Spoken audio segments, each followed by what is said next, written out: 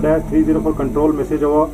Message pass over. 4-30 for control. अभी का latest state क्या है? मैसेज पास करिए over.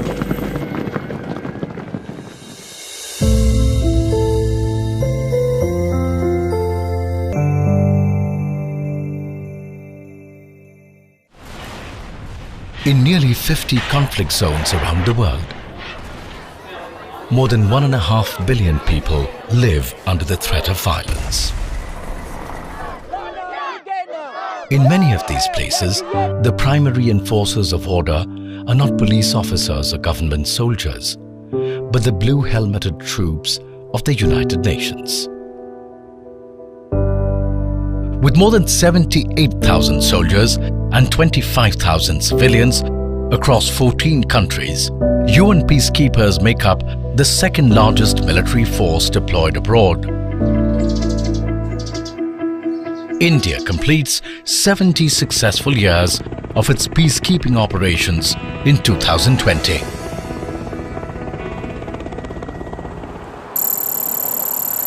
The UN Interim Force in Lebanon, or UNIFIL, was established in 1978 in response to a surge in violence on the border between Israel and Lebanon. Coastal Road Massacre, which took place on 11th of March 1978. In response to this Coastal Road Massacre, Israel launched an armed invasion into Lebanon. That was on the 14th of March 1978. India joined UNIFIL as a troop contributing country 20 years later in 1998. The area in which the INBAT is deployed is strategically important. It is sensitive and it is challenging. Strategically important because we are at the tri-junction of three countries, Israel, Lebanon and Syria. Sensitive because the blue line between the two countries, Israel and Lebanon, is not demarcated on the ground. And challenging because you must have seen the kind of terrain that we operate in, it is rugged and the climatic conditions are harsh.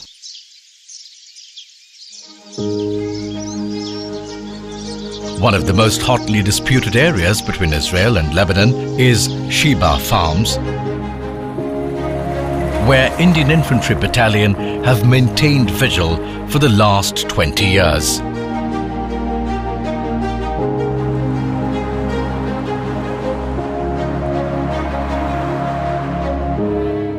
हमारी उम्दा तरीके काम करने का जज्बा, इन सब को देखते हुए हमें शिबा, जो कि सबसे इम्पोर्टेंट और सेंसिटिव लोकेशन है, यहाँ पे हमें डिप्लॉयमेंट किया गया है. This is a tri junction. Presently we are standing on Lebanese soil. Towards this side is Syria, towards our rear is Israel. The locals of Lebanon, they carry out various demonstrations, be it political, be it religious, and they try to cross over blue line, and it becomes a violation. Maybe there are armed hunters and shepherds. They generally cross blue line and go toward Israel side. So as per the UN mandate and resolution, we are supposed to carry out strict vigilance and monitoring of blue line so that no untoward incident takes place.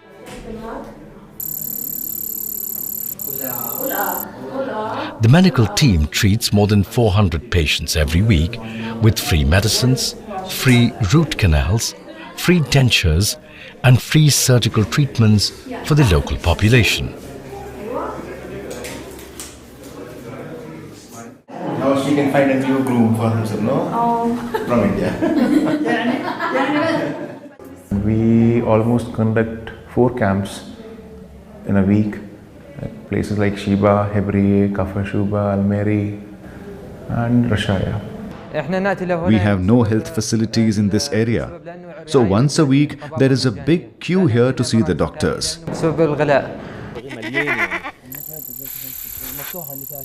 And after completely draining it out, he needs to inject this inflammation in the hoofs. This support is not even provided by the Lebanese government, so you can imagine the benefits to the farmers. So these activities have been helpful in carrying out our operation. It has helped in our freedom of movement. When we move along a road or street, you see suddenly bunch of kids, they're smiling and waving hands towards you.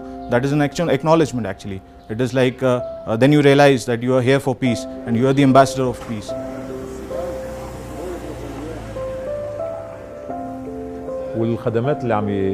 I also interact with other peacekeepers, but the Indians go out of their way. Go around and see how they are welcomed by the women and children, by the youth, by imparting skills, sharing knowledge, protecting the community. They are interested in our future, and that is why they have our trust.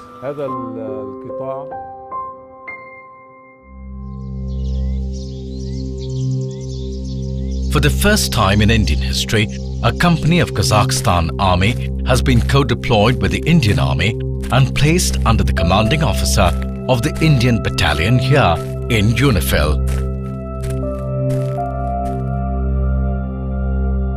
Gentlemen, from the higher headquarters and the end resources, we have come to know that there is a likely escalation in the general area 4-31. The battalion commander has ordered the quick reaction team to move to the area of escalation.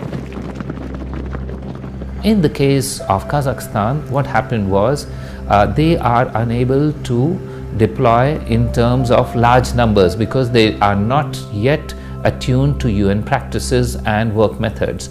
So, and the UN does not have space for less than battalion strength. So, as a matter of cooperation, we offered that they could work as part of our battalion. So it was an offer which we extended to the Kazakh government. They accepted it. It's working very well. Mentoring by India in UNIFIL, but providing a new TCC today, the possibility to show of India and the sacrifice of India, because India brought Kazakhstan sacrificing some positions in its own unit. It's not just that I was not able to provide additional places. India took its own vacancies from its own unit and deployed Kazakhstan. That show the dimension of India in peacekeeping. A nation willing and able to do that for others. India has been at the forefront of peacekeeping right from 1950, when it supplied medical personnel and troops to the UN Repatriation Commission in Korea. Since then, India has participated in 71 missions and contributed more than 240,000 troops, the largest number from any country. Currently, India is deployed in 8 out of 13 peacekeeping missions that include Lebanon, Democratic Republic of Congo, South Sudan, Golan Heights, Israel and Syria, Middle East, Abyei, Western Sahara and Cyprus. India is one of the first signatories to the Voluntary Compact on eliminating sexual exploitation and abuse. Since 2000, the Center for UN Peacekeeping in New Delhi has been training international contingents and building capacities for peacekeeping deployment. Since its inception in the year 2000, the center has trained more than 8,000 Indian peacekeepers and more than 1,500 foreign peacekeepers. India has been able to deliver mission-specific tactical skills, training on vehicles, maintenance, logistics, medical and engineer-specific skills. India has, if I'm correct, 6,400 peacekeepers today in service. India has been an example of commitment to the United Nations Charter, to the values of the UN, and with the sacrifice of their women and men to peacekeeping. India's long-standing service has not come without cost. Over 168 Indian peacekeepers have paid the ultimate price while serving with the United Nations, the highest number from any troop-contributing country. Captain Gurbachan Singh Salaria is the only UN peacekeeper to receive the Paramveer Chakra, India's highest gallantry award, for laying down his life while fighting rebels in Congo in 1961.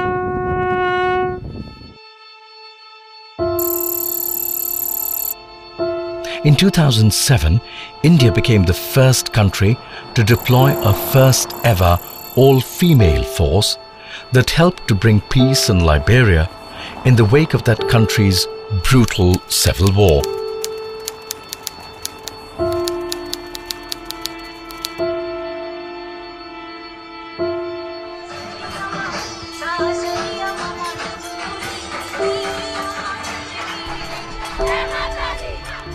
I paid a visit to the mission twice, and I've seen the all-female Indian police units operating in doing their patrol and doing their protection of critical facilities. And it is an exemplary story that we can tell still until today. It's difficult, but at the same time, you have to keep on proving that being the female unit is no less than anybody else. For me, I have to say that it's better than the most. For the simple reason that I find women more disciplined and more job oriented. The contribution you have made to inspiring Liberian women, to impart in them the spirit of professionalism, to encourage them to join those entities, those operations that protect the nation. For that, we will always be grateful. As our security services now have 17% women, we owe that to you because it was not even 1% a few years ago.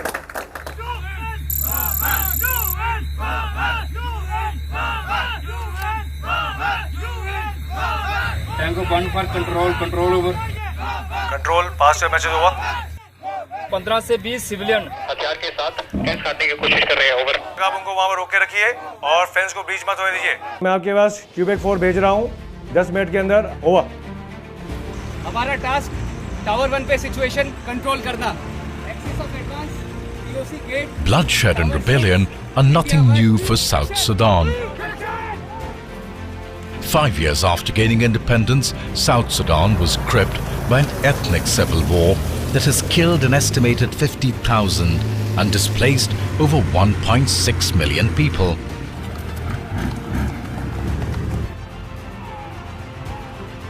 This is the setting for UNMISS, or United Nations Mission in South Sudan, that has been operating here since the creation of the country. Here in UNMISS, Indians are deployed in very difficult areas. They are very challenging, backward areas, conflict prone, where women are subjected to oppression, sexual violence.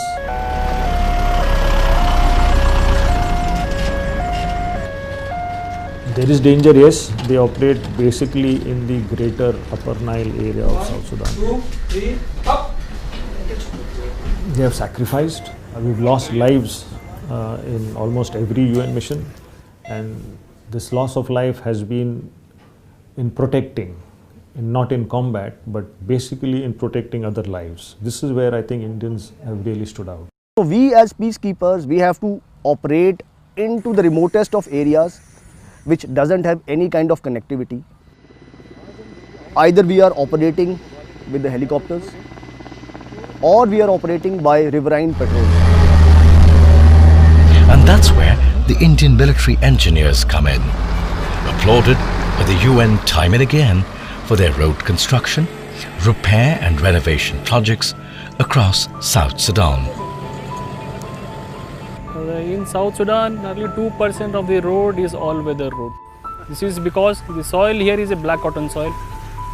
So when it absorbs water, it becomes slushy and clay, on which the vehicle movement is impossible.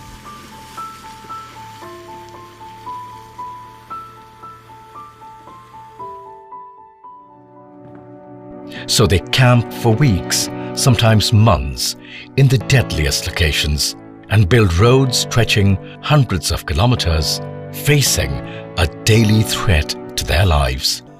We join our vehicles together and people have to live in their tailboats. There are threats of wild animals, of mosquitoes. There are threats of local thieves also. But still then, it's our job, it's our mandate. We do it to achieve our goal. Lieutenant Commander Jower, Patrol Commander. Sir, today's mission is from Benefu to Kodok. The distance from here is approximately 63 km, and depending upon the weather and visibility, we will take around 40 to 45 minutes to reach there.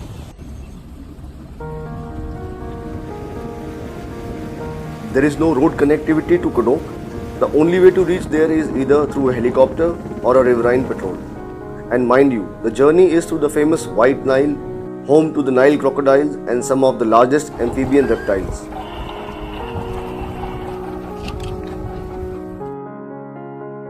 So during the crisis of 2017, that was a place from where once the crisis started and reached the town of Kodok, approximately 18 to 20,000 people flee from that area.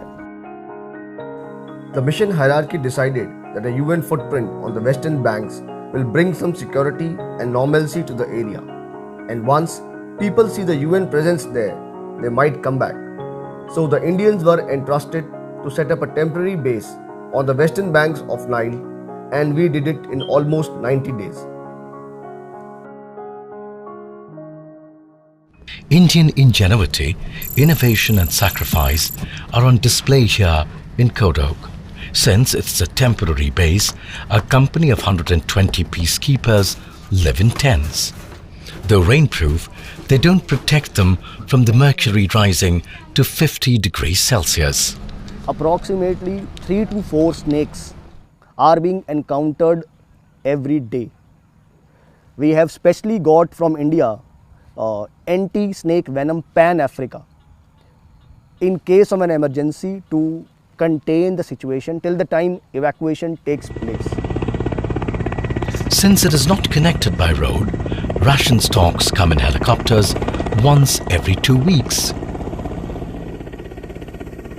In case of non-availability of air assets, this gets delayed too.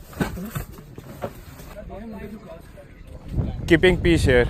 We have done few things for the people to improve their lifestyle, to improve connectivity between them.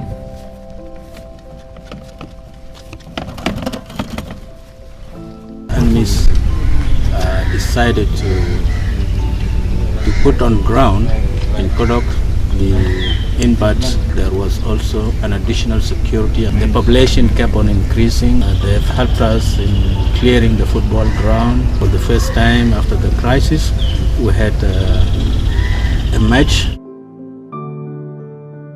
That is the hospital of Kodok town. It is run by an NGO called Kodak. They have around 60 beds, and facilities are here, but they don't have the doctor. That's why Indian peacekeepers, they keep a doctor in our base, so that in any case of emergency, we can help them.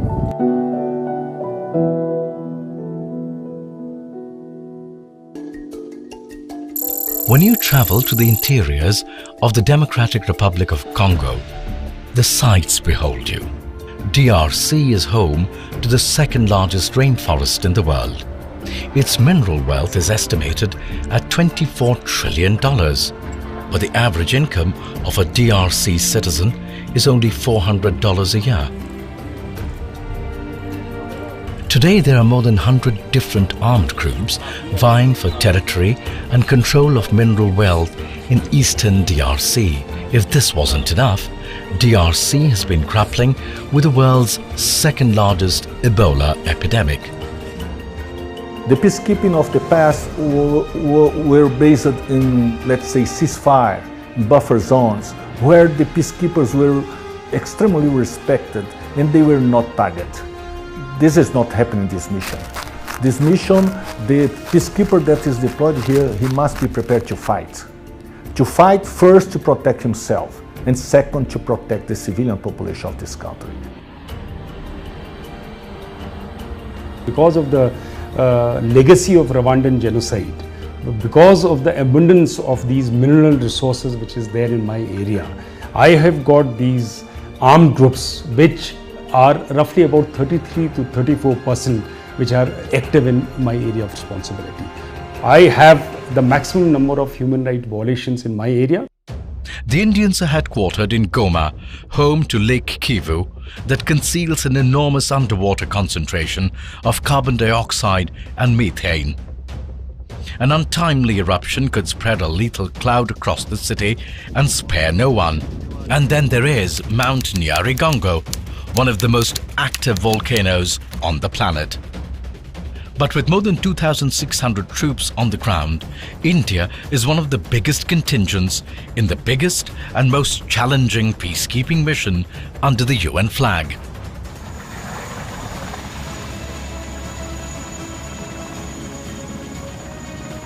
Protection of civilians is top priority for MONUSCO, and that's why it launched the RDB, a Rapid Deployable Battalion, in 2017, where there is no military presence. We have to stay out in the open, close to built-up areas where civilians are present. The places are generally infested with the armed group cadres moving around in these areas. My name is Captain Tanvi, and we are going to be here for at least 13-14 months. We will be coming regularly, we will be interacting with them on a very regular basis. We had gone for a local protection committee meeting, and there was a woman who was a representative of a local women's body. For the last few months they were suffering from a very sort of embarrassing also or humiliating problem. There was a bandit, a lone bandit, who used to force the women in area whenever they used to move out to collect water or go to their market points, to strip down and harass them in a very humiliating way. And it was really difficult for them to convey to the men who used to go out on patrol. They had no courage to tell either to the local police or to the local their family members or to anybody, but they confided that into these female soldiers. And once we came to know of this, we then approached the police, the PNC of this place, and thereafter that PNC people, they went there and they arrested, and that person presently is in jail. When the first time we were meeting with those women, they told us that they respect us for the job that we are doing, and we are doing a noble job. And my feeling on the other hand was that I was really inspired by women of this country in such a hard situation. They are actually running local bodies. They are still trying to collaborate, integrate and sort of bring a movement. Here we try and live up to their hopes and give them an opportunity to air out their grievances through Urafiki meet, which in local language means friendship meet. We try to initiate these talks, and then we encourage people to tell their problems. Where we try to get all the important stakeholders of the society and the government. We give a platform to the civilians to express their grievances and concerns to them. It is during one of such Urafiki meets, few women brought up the issue of unemployment for women, especially during the non-harvesting season. We did some research on internet and came up with a simple yet effective way of generating revenue through a mushroom growing project. It was really amazing for me to see that from these natural things, the remains of maize, beans, corn, we can make mushroom. We used to work in the fields where there is kidnapping and sexual exploitation. So when we started earning more than $30 a month, it was unbelievable. Indian troops by nature are a people's army, and what a people's army and those who are involved in that is that they know how to reach out to people. It enables better safety and security of the people. It enables them to do their jobs better. So that's one critical skill of engaging with people that many other troops may not have. कैसे गाड़ी को रोकना है, कैसे driving सीखना है, क्या क्या इसके अंदर चीज़ें होती है, उसके बारे में आपको जानकारी दूंगा. Power steering system, power steering pump, और power steering rigid है. And all DP stick is here. DRC is a French country. the training is done in English, and most NGOs are English speakers. Now, when they come here to learn in English, the certificates which are given, when they go to present them to the NGOs which are speaking English, they like it very well and they are selected. And after 6 weeks, we start strengthening exercises. Después de 6 semanas comenzará. Ok, buenísimo. Me encantaría oler y jugar al voleibol. Okay, I would love to smell and play volleyball. Okay, I think you should be able to play volleyball. Who says language is a barrier to forge connections? India's Level 3 hospital in Goma's only state-of-the-art hospital in the city, capable of carrying out life and limb-saving surgeries. According to the mandate, they're supposed to treat UN staff only. But remember, these are Indians we're talking about. Saving lives, holding free cataract surgeries, going to the interiors to hold Ebola awareness camps, or adopting an orphanage. So, Ebola handshake. Okay. They are the real needy people. The lady, when she told me that, one of the thing which hurt her the most and which led her to opening this orphanage was, she says, I saw a child breastfeeding on a dead mother. She says that was the day I said, okay, I'll leave my profession as a teacher and do something for these children. If she can do that much, then for us, whatever we are doing is just a small contribution towards mankind.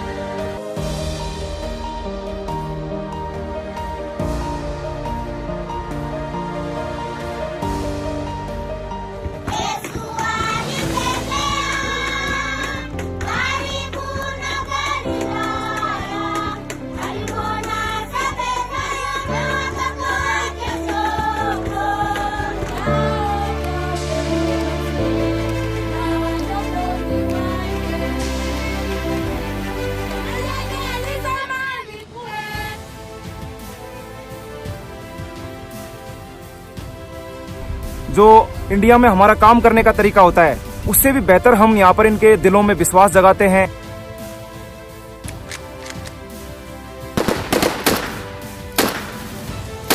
The training and the experience that they bring to this mission. Indian troops have a large heart, and that's what differentiates Indians from the others. Sometimes you move in some of our area of operation in different missions. You go somewhere and then you see that no one can live there, and then you found a detachment or an Indian company.